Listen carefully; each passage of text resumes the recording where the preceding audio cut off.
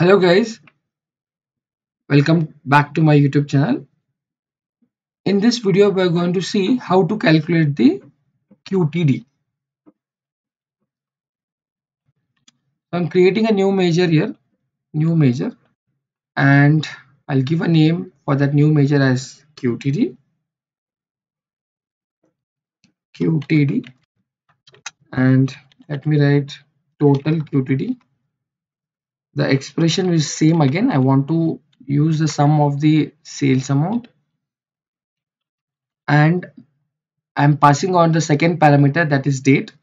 So to have a detailed understanding, go and watch the YTD. You will get the similar way we are doing for the QTD also. That is quarter to date.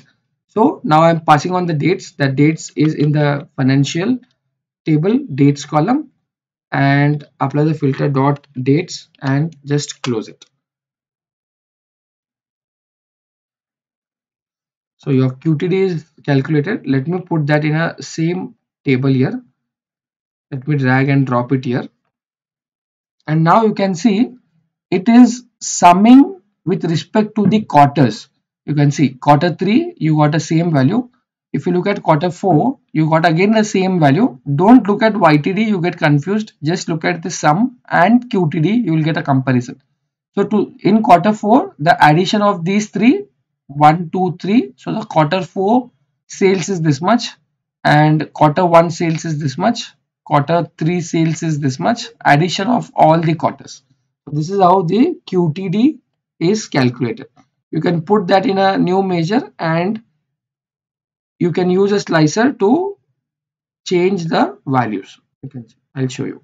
So you put so this is one way how you can represent a QTD, and the second way to represent a QTD is by taking a measure in a card or in any of the chart visual.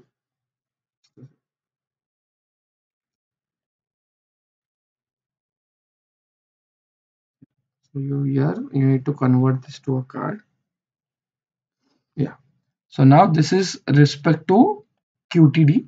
Now if I want to know like what is the total sales in 2014 quarter 1. So in quarter 1 your sales is this much, and you can see only quarter 1. So that is a sum of Jan, Feb, March. You can see this. So this is how QTD is calculated. Thank you for watching this video guys. If you like it, please subscribe to my channel.